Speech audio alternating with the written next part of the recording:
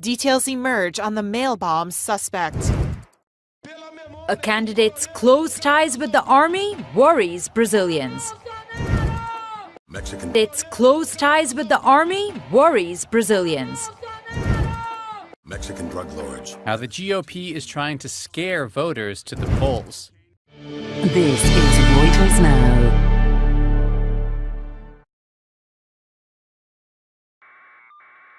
A man has been arrested Friday in connection to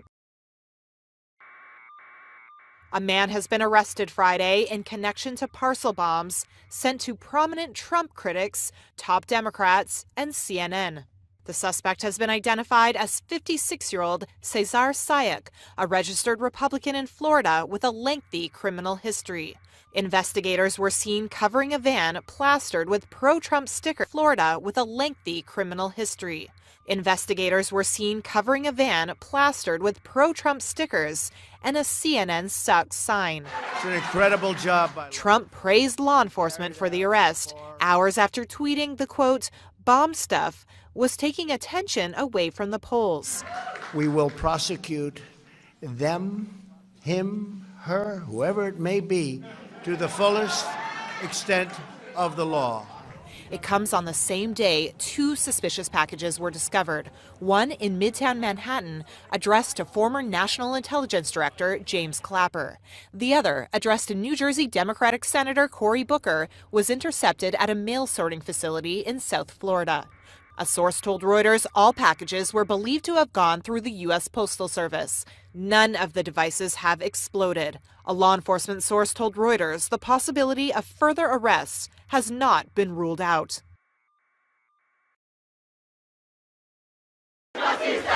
With just days left for a second-round runoff vote in Brazil's presidential election, some Brazilians have growing concerns over far-right frontrunner Jair Bolsonaro's close ties to the military. Reuters correspondent Anthony Bodel is outside the presidential palace in Brasilia. Bolsonaro is a former army captain turned politician who's been in Congress for almost 3 decades. Now he's promising to clean up Brazilian politics and crack down on corruption and crime with the help of his former comrades in arms. He has turned to a group of retired generals to help him draw up policies to govern the country with. Several of them were with him as cadets at the Black Needles Military Academy, Brazil's West Point. The potential rise of military officials has Brazilians worried about a return to the days when the armed forces called the shots during a 21-year dictatorship which ended in 1985. Now, Bolsonaro has publicly embraced a former army colonel who tortured political prisoners under that brutal military regime. I am a living person who survived at the hands and bloodthirsty rage of Colonel Ustra. He personally tortured me and many others.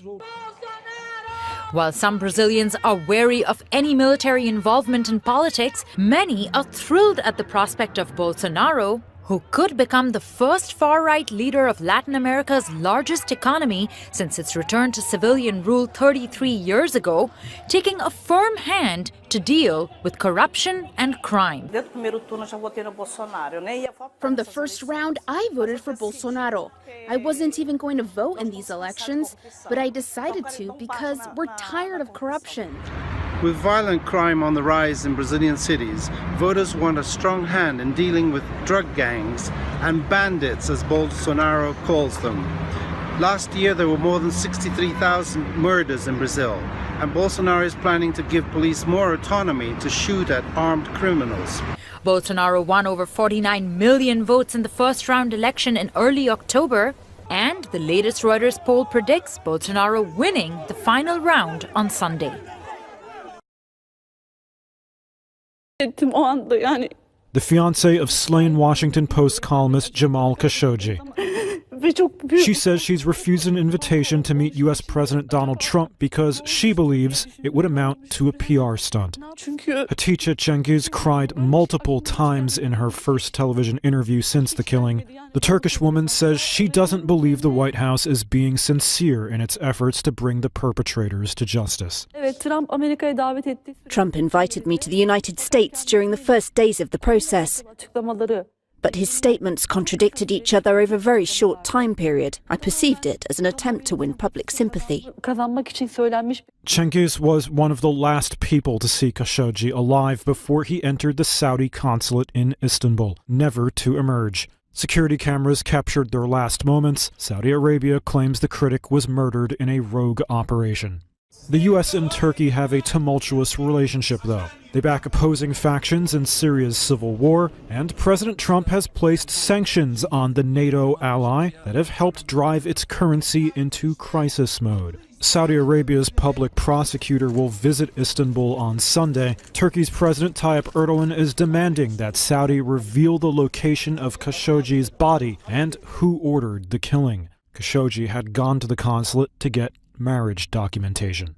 Meanwhile, French President Emmanuel Macron is dismissing calls from several other European countries to stop arms deals with Saudi Arabia over Khashoggi's death. Several EU countries and the US export arms to Saudi, which are then used in Yemen's civil war. Germany and Austria are the latest countries to discuss stopping that practice. Macron, though, says Khashoggi's death and the Yemen war are separate issues and shouldn't be conflated by scaremongering.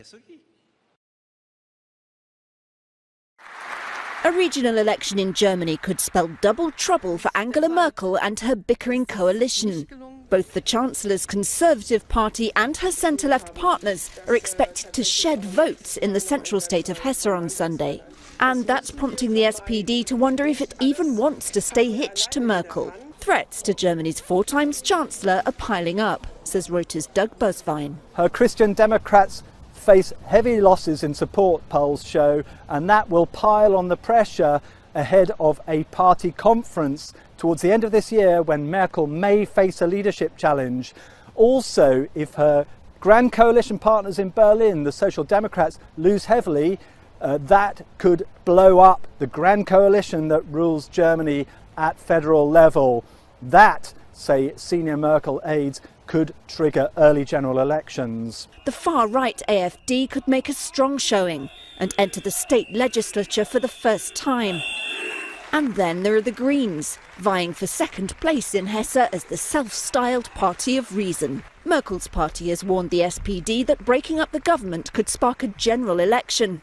Uneasy bedfellows they may be, but polls show a snap election would hurt the two ruling parties the most. Raped by an illegal given sanctuary. As Republicans try to hang on to control of Congress, fear is on the ballot in November. She will never be the same.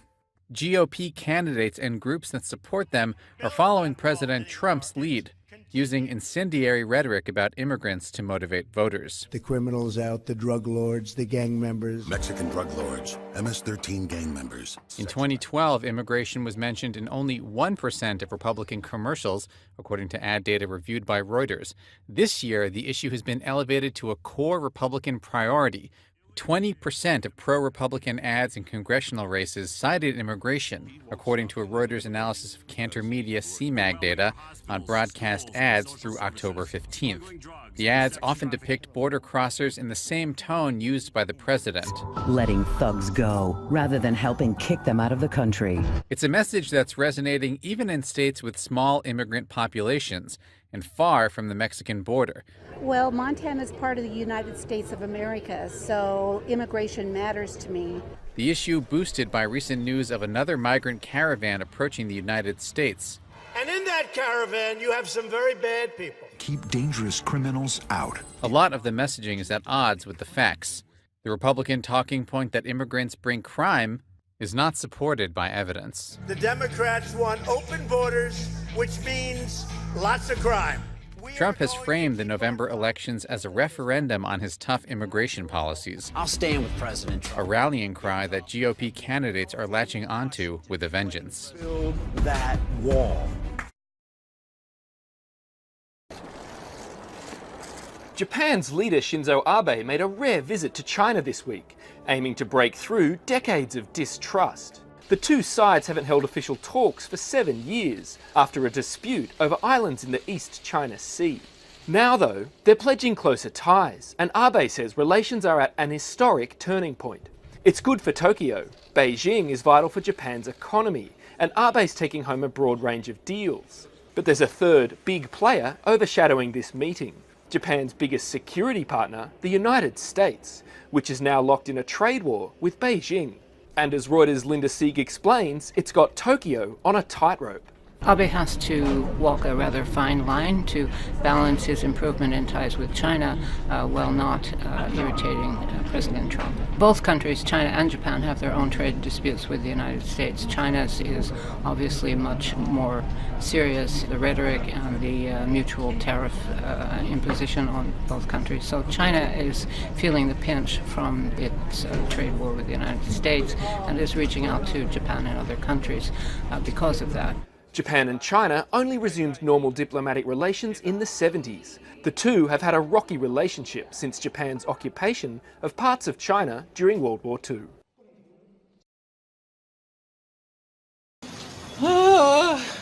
Super Typhoon U2 hit U.S. Western Pacific territories overnight, leaving a path of destruction and local communities reeling.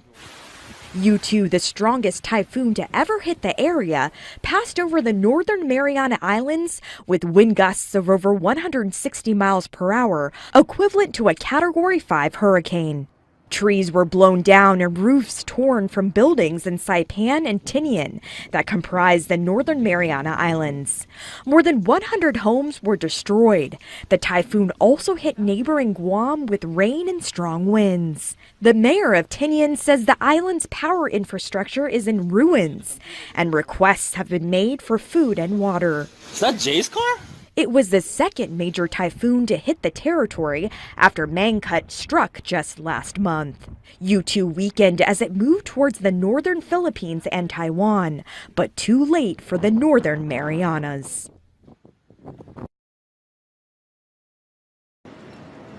Weak results from tech titans Amazon and Google parent Alphabet sparking another major stock market sell-off Friday. Shares of Amazon plunging over 8%, knocking nearly $90 billion off its value and relegating it behind Microsoft and Apple in market wealth. Alphabet shares also falling sharply. Reuters markets correspondent Louis Krauskopf. So Amazon shares are getting hit hard today after their earnings report late on Thursday. Investors are focusing on their holiday forecast, which calls for growth, but growth that's not as fast as investors were hoping for in their sales. And Amazon shares are getting hit hard. That has to be put in a little context of the fact that the stock is still up 40% this year. Alphabet also getting hit today. Alphabet posted weaker than expected revenue for the first time since the first quarter of 2016. The sell-off in those two tech stocks weighing heavily on global markets, stocks across Europe tumbling to multi-year lows, and on Wall Street, the Dow dropping 500 points in early trading. The NASDAQ right now is on pace for its worst monthly performance in about 10 years. It's been real volatility that we've seen the last few weeks, and it's being taken out in particular on the NASDAQ, which until recently had been by far the best performer of the three major indexes. The S&P right now is flirting with correction territory, which would be down 10% from its recent high. And that would be the first correction that we've seen since the start of the year, where you saw volatility in February sparked by higher interest rates. One bright spot Friday, the U.S. economy grew at a 3.5% annual rate in the third quarter, above estimates, but so far, that strong GDP number not doing much to help turn investor sentiment around.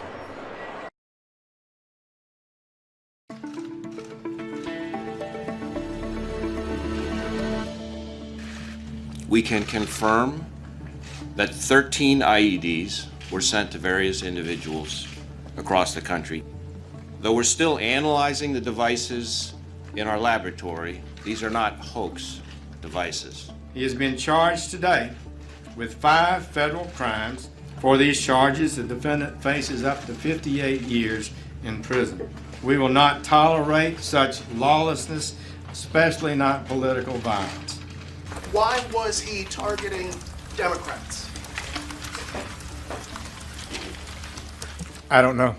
other than what you might normally expect. He may have been appears to be a partisan, but that would be determined by the facts as the case goes forward, and I'm not able to comment on that. And it's too early at this stage for us to be discussing motivation in this particular case. You're up to date. Check back later as stories develop. But that would be determined by the facts as the case goes forward, and I'm not able to comment on that. And it's too early at this stage for us to be discussing motivation in this particular case.